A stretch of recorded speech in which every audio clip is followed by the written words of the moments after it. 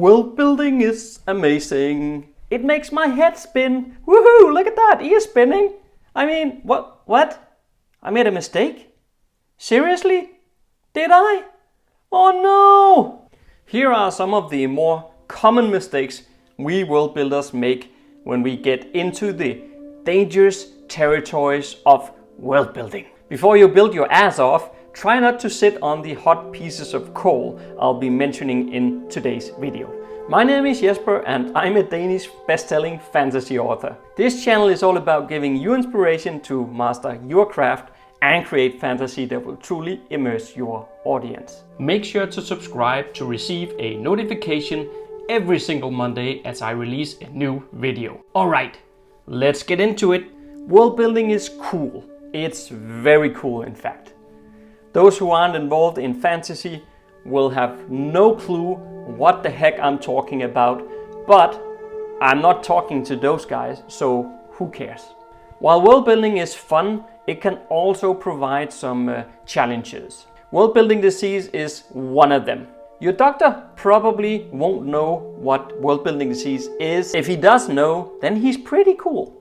Not knowing what something is doesn't mean that it doesn't exist. Like a toilet built out of Lego. Okay, I don't know if that exists, but it could be existing. Maybe, not sure. I'm getting pretty much off track here, and What I really wanted to say is that when world building, there's lots of things that can go wrong.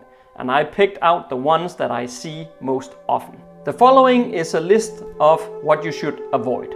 The first one is fantasy tropes. It's no excuse not to understand the tropes of the fantasy genre. So I'm not saying you should avoid them, you should know them and have a good handle on them, because if you create a medieval based fantasy story with no magic, no swords, no horse riding, no supernatural beings, no landmarks with proper fantasy names and so on and so on and so on, then your audience might start thinking that they are reading a historical thriller set in a historical time period or something like that.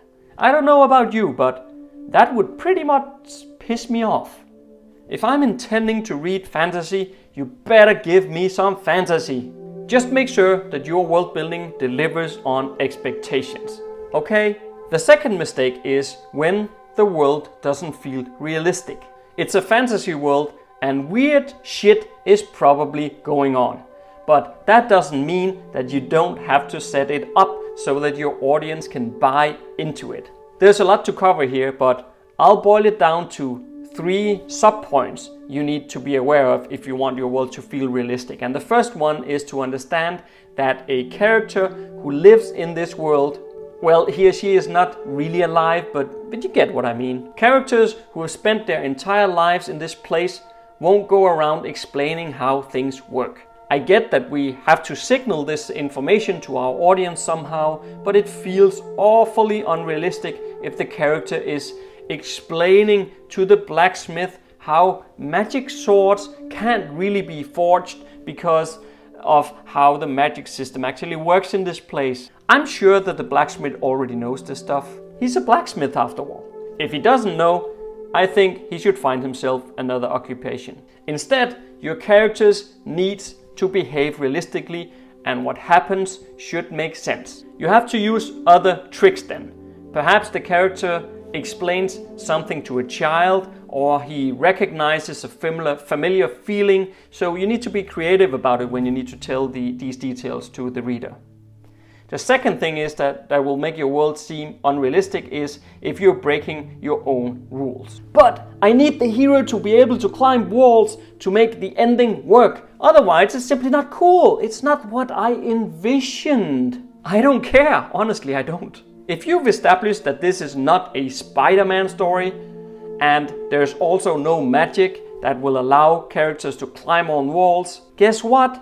Then you can't suddenly make such an ability be a normal part of the setting. It comes across as extremely lazy and sloppy. You will force your audience to start thinking, wait a minute, how is this now possible? As soon as that happens, they are pulled right out of the story. Red flag. If there really is an exception to the rules that you've established, that would allow people to behave like Spider-Man, then you either need to introduce the criteria for a set exception before it actually happens, or you need to have the characters be surprised not knowing what is going on. Because if the characters don't understand, then I will relax as your audience. I will stay immersed and wait for the story to reveal the details of how this was suddenly possible. The third point that will make your world seem unrealistic is when the presence of magic makes no difference. It can be perfectly normal to climb on the walls in your setting, but for the love of God, it will have a drastic effect on society if everyone can do it. With magic or special abilities, I'm pretty sure we can all agree that if this shit was normal, our world would look a lot different. You've got to ask yourself what society would look like given these circumstances. How would people feel and react towards those with magic or superpowers? Do they hate them? Do they like them? Or do the government see them as a threat perhaps? Just make sure that you think about these things and apply the consequences accordingly. If everyone is climbing on the walls, I can guarantee you that my house would look pretty different. Where did I put my Spider-Man repellent? Does this make sense to you? Give me a thumbs up in the comment section below if it does. Next up, we find the dreaded infodump. No matter what you do, steer clear of infodumps. I've talked about this over and over and over again. Many of the authors that I've interviewed on this channel as well have given exactly the same advice. I get it, okay?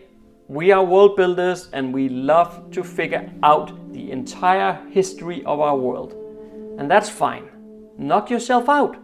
I know I do. None of this means that your audience needs to be introduced to all your amazing shit right from the start. Share information with your audience only as and when it's relevant to the characters and what is happening in the story. This is probably the most common and biggest mistake of them all, this info dumping.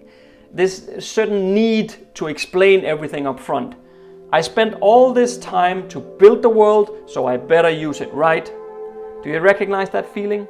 A lot of the time, you've done a lot of world building that will never see the light of day. So be it. Live with it. Okay, deep breath, calm down. And then we have the mistake of having a stagnant world. It's a common mistake to create a fantasy world where everything seems to stay the same. There's like one government, one religion. Everyone shares more or less the same opinions and are pretty content with life. Nobody's fighting for any structural changes. In fact, this is how things have been forever, and you know what? It's just fine. No, it's not just fine. In the real world, people disagree all the time.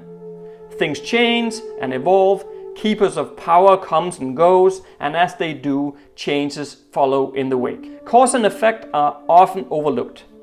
If there was a war 10 years ago, wouldn't I find suppressed people somewhere?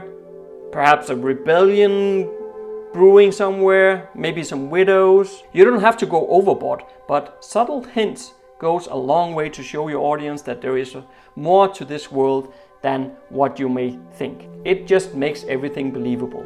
Anyway, the most important thing is to have fun. Yeah, I know. If you aren't having fun, I bet that your audience won't either. I hope you found this video inspirational. Give it a thumbs up or a thumbs down if you must. Share this video with your friends and make sure to subscribe.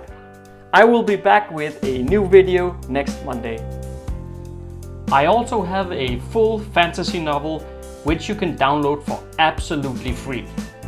It's called DESOLATION and it's the first installment in the KEYSTONE trilogy. It's got magic, demons, dragons and everything you would expect to find in a tale of epic fantasy. Go ahead and download your free copy now. Thank you so much for watching. Stay safe out there and see you next Monday.